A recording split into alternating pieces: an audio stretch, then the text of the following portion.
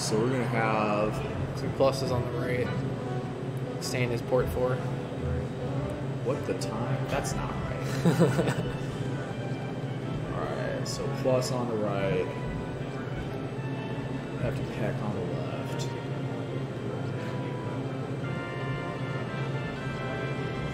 And push to OBS. Alright.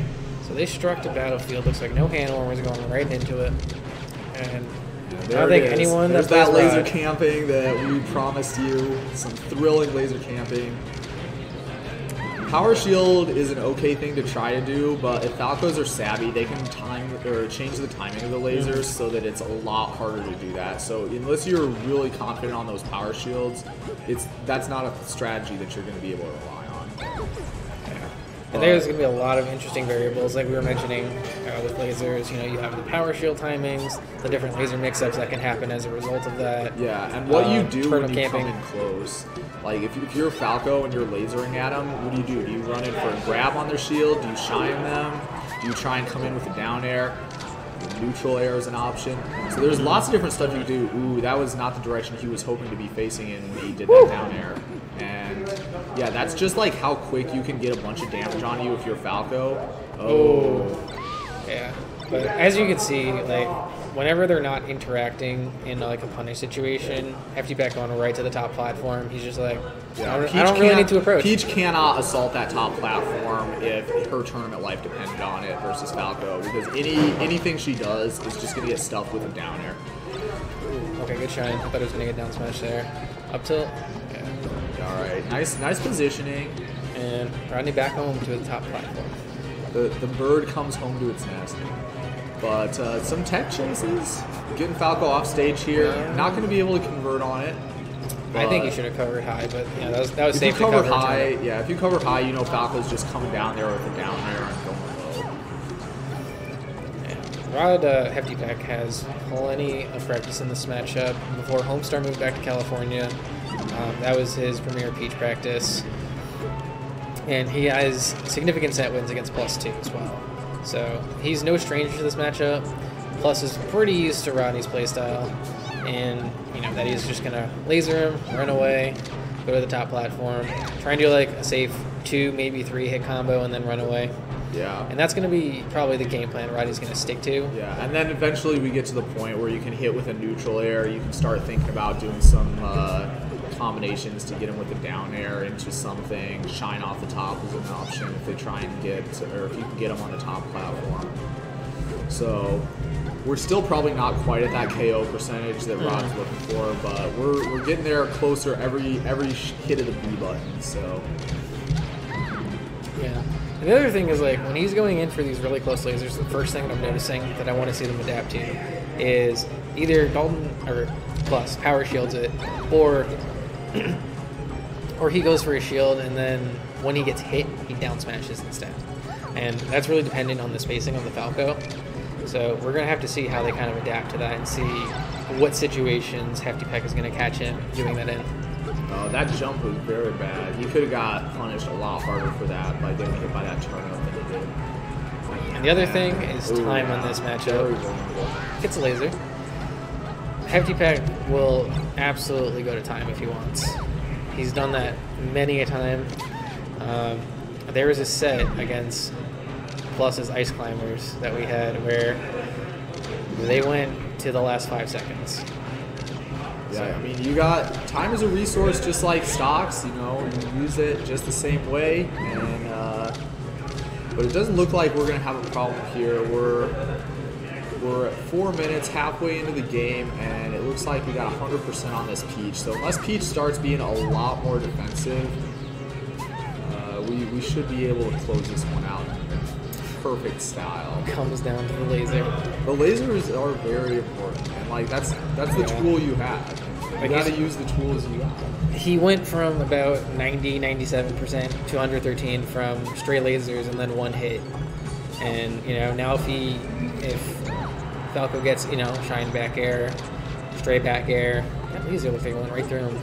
Yeah. Peach has a different hitbox when floating on her box, I believe. Yeah, you can shoot her dress because she holds her legs up. Oh. Ooh. Risky. No double jump, but he can just float down, air dodge. Yeah, there's that back air. Stock. Yeah, but back air is a premier kill move in this stage here. You can do a lot of damage on the laser camping, and back air is one of the easiest moves to land because the impulse that a lot of Peach would have is to go behind you when you're in an aerial conflict.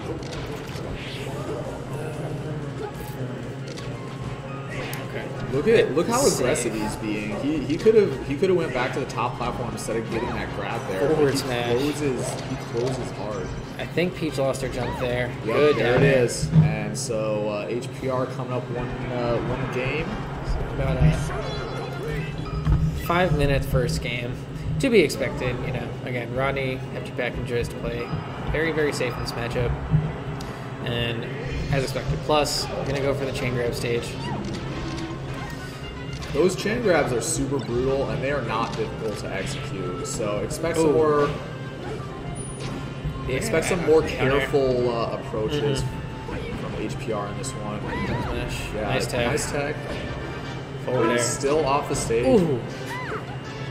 And yeah, this is what can happen if you don't have platforms as an option that they have to cover. Then it's just like so difficult to come back safely. That roll cost him the edge guard there. And they're about even in percent. Up air is going to kill it. There it is. So Rod comes up with stock 1, and we'll see how much damage we can put on this Peach before falling into an inevitable like down smash or a forward throw or edge guard. And it looks like the answer to that is 12. Yeah, he's not coming back. Yeah, he is.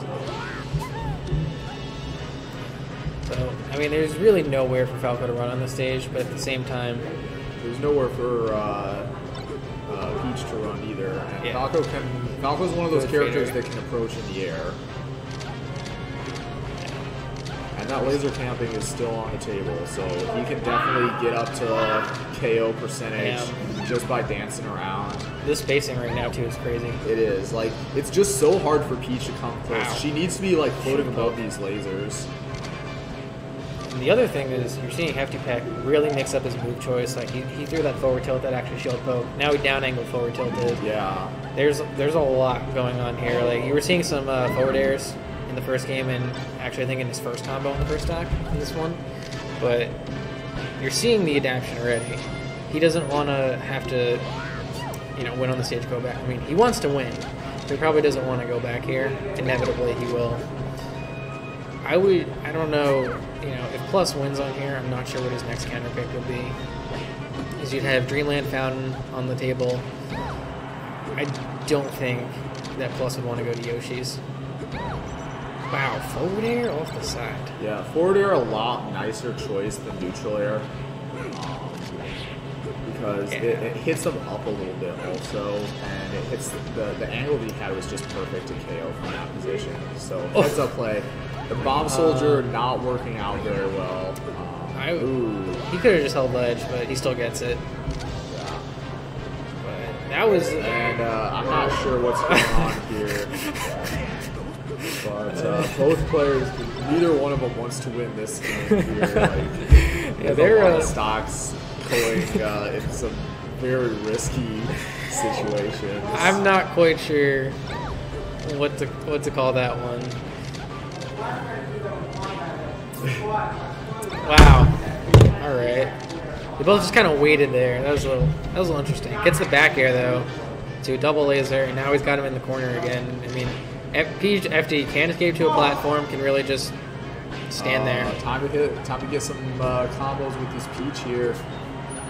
Oh my god! If you had better timing, you could have got that. And then, no, don't jump!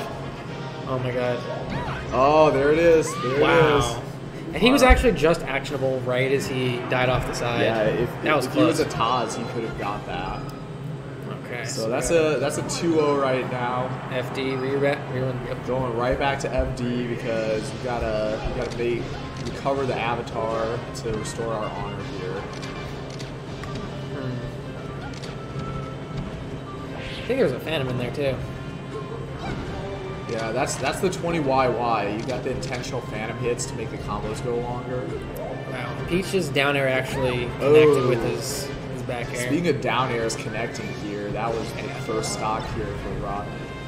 Now we got some exciting laser camping coming in, but Peach is doing a good job spacing around these to get close. Notice how close Peach has been all throughout this second stock here. Just need to convert with like one of these down airs, one of these neutral airs, one of these dash attacks, one of these down smashes, and there it is. There's a bunch of damage getting put on this Falco now. Yeah, and the one thing you really have to compliment HeftyPeck on is he does not get grabbed in this matchup. He's not going for anything unsafe. He's rarely making any sort of a tech flub. And, you know, plus is he'll get those straight hits and he'll convert them, but he's not getting a grab that's going to lead to a free edge guard or at the very least, you know, 90% to possibly death. Speaking of, and there it is. But getting grabbed only when he's at 100-ish%, which means that he is not going to suffer too many consequences for that. Turnarounding in the shine. I like it.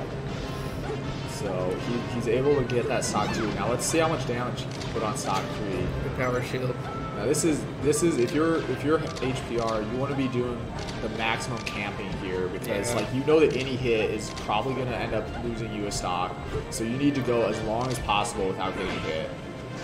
And you see what he did. He threw Peach away so that he could retreat instead of going for a combo, instead of a more aggressive thing, because he knows that he's at 100-ish, 100+%, and this hit is going to probably take him away. Ooh, he was able to come back, though. Good short.